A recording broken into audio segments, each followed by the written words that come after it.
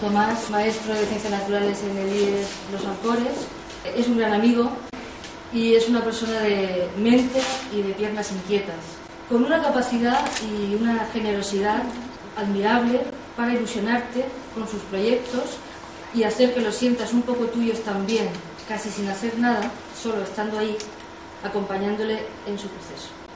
Gracias por hacernos sentir que formamos parte de todo esto y gracias por inyectarnos estas maravillosas y sanadoras dosis de ilusión y de ficción que tanta falta nos hacen y que nos alivian de la reseca y resacosa realidad.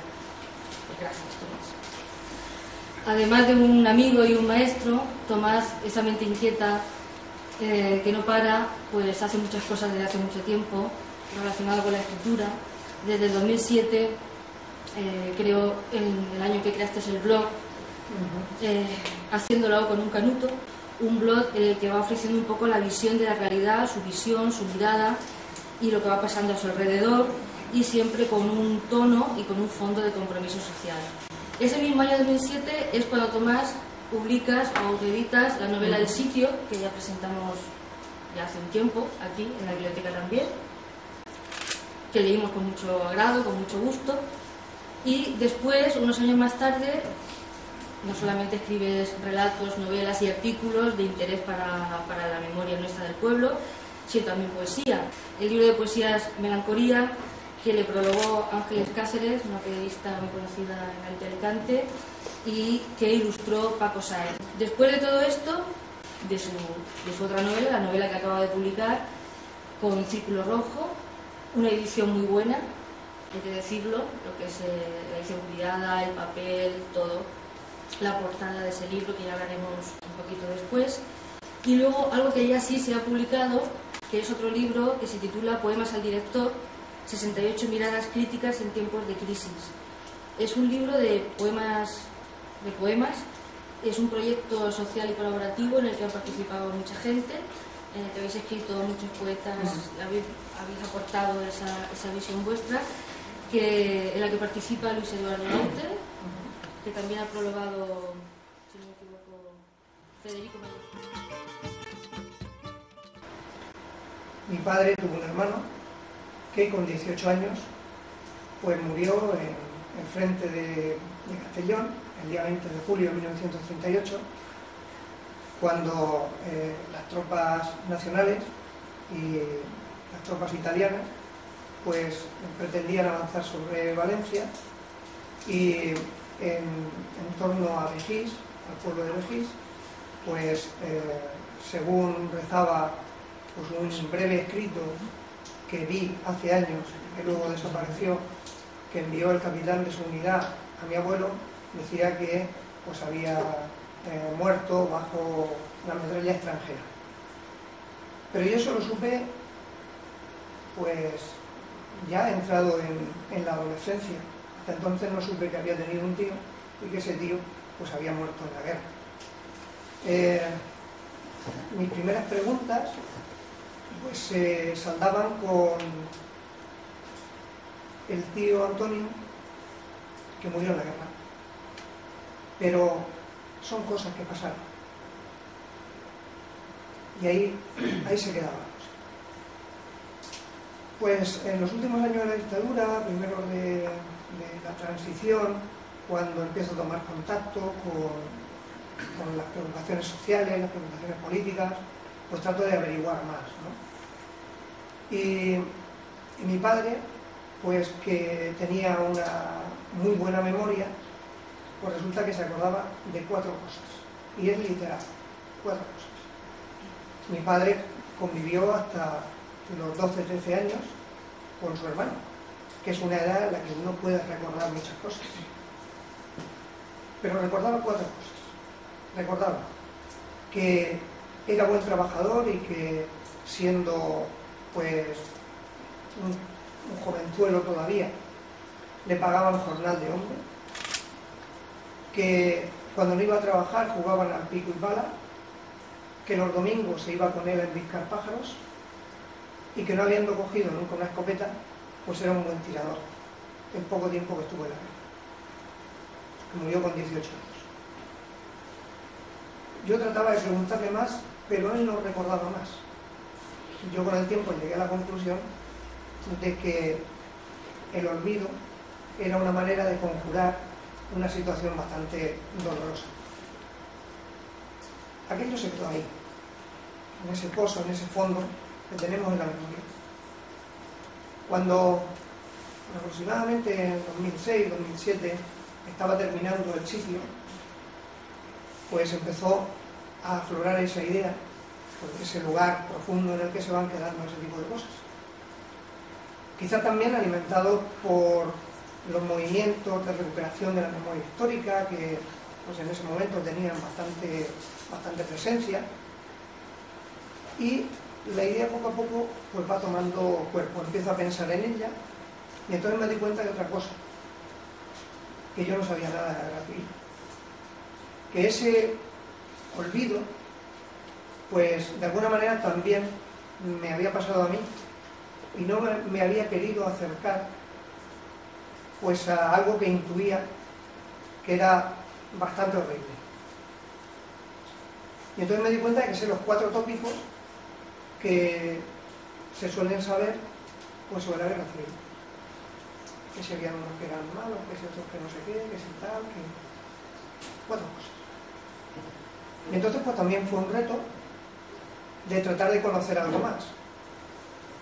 Me quedé en la superficie, a pesar de las lecturas, de las investigaciones, sigo estando en la superficie, aunque ahora pues entiendo un poco más las razones, los porqués, los hechos que ocurrieron, las consecuencias que tuvieron. Y al venir esa idea de aquel tío mío que murió en la guerra, que no llegué a conocer, de que nunca hubo una fotografía encima de la mesa, en una pared, que había una fotografía que estaba pues escondida, muy escondida, pues en el fondo de esa caja de dulce de membrillo en la que se guardaban antes las fotografías. Pues yo sentía como que en el fondo había una fractura en mi historia familiar. Y entonces, cuando esa idea empezó a tomar cuerpo, pensé que la manera de soldarla, de soldar mi historia con la historia de los que pues vivieron antes que yo y yo no conocí, pues era meterlos en una novela donde yo podía jugar con mi historia, podía jugar con todo lo que quisiera. Y era, o ha sido una manera de darle a ese tío mío pues una vida que no pudo tener, porque yo pensaba que con 18 años se ha vivido poco y hay mucho por vivir. Y al fin y al cabo pues era como una representación de todos aquellos jóvenes que no les dejaron vivir. Y de alguna manera pues a través de la ficción, porque todo lo que hay en el libro es ficción, por mucho que haya cosas que sean realidad, pero una vez que está escrito todo es ficción. Como una vez bien dijo Mano, y eso es cierto, pues surgió de ahí esa historia.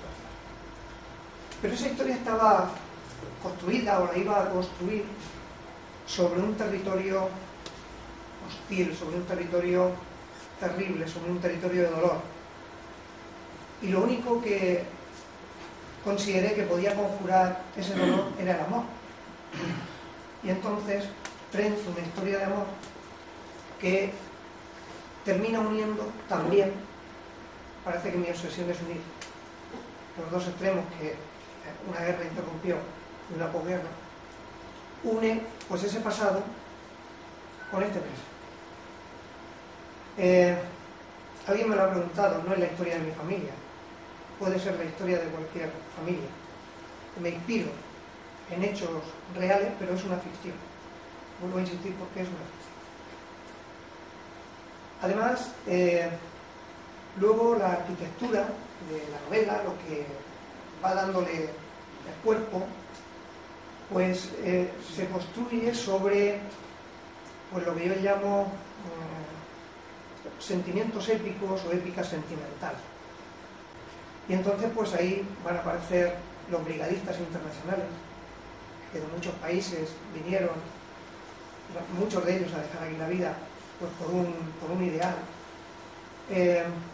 Aparece Los Dorados de Pancho Villa, aquel cuerpo de élite que llevaban las cananas cruzadas.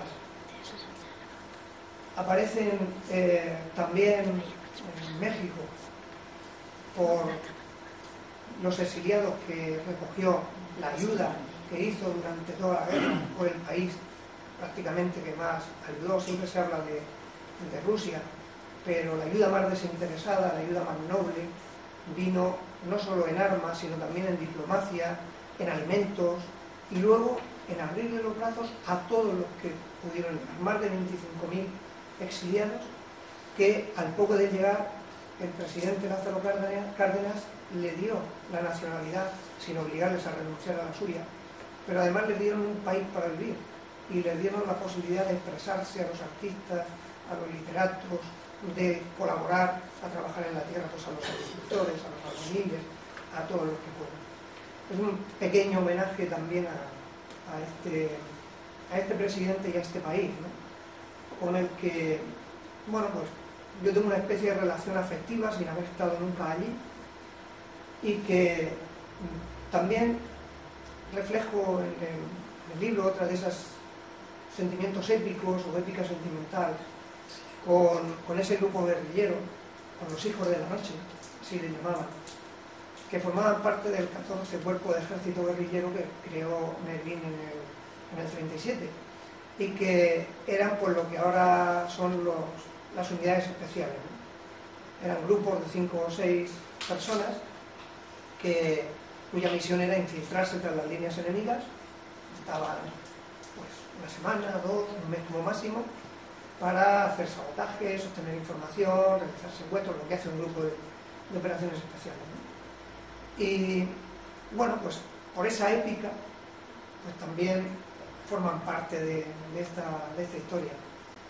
Y luego pues como decía, esa querencia por ese México hermano, México acogedor, por ese México de los revolucionarios, de aquellos dorados, pues a lo mejor es mi querencia por el tequila, ¿no? Que también pues juega un papel ahí en la historia, tanto la ciudad como el propio Lepe. Esos son un poco los mimbres con los que se construye esa historia. Y luego hay un elemento mítico que a mí siempre me ha llamado mucho la atención y que no podía dejar pasar la oportunidad para traerlo a esta historia, y es el oro de la República, toda su mitología que hay por ahí. Y bueno, pues también aparece ahí como un elemento que de alguna manera pues sirve para perpetrar alguna venganza, esas que se sirven frías,